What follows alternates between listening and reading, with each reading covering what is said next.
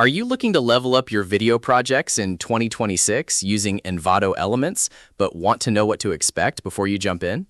In this quick guide, we are looking at how to get started with the platform and what the current user experience looks like.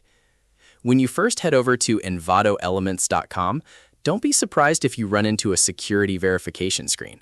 The website uses Cloudflare protection to block malicious bots, meaning you might have to wait a brief moment for a security check to complete before you can access the main library of stock videos and templates.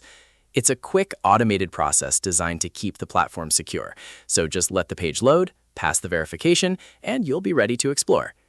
Now, we want to be completely honest with you.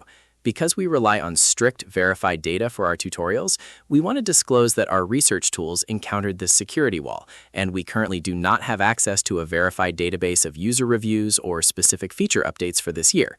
Rather than making up fake pricing, review scores, or features, we want to ask you, our community, for your help. If you are currently using Envato Elements to source your stock footage, templates, or audio assets, what has your experience been like? Is the search engine easy to navigate? How is the licensing process holding up for your projects? Let us know your personal pros and cons in the comments below so we can help each other find the best creative assets possible.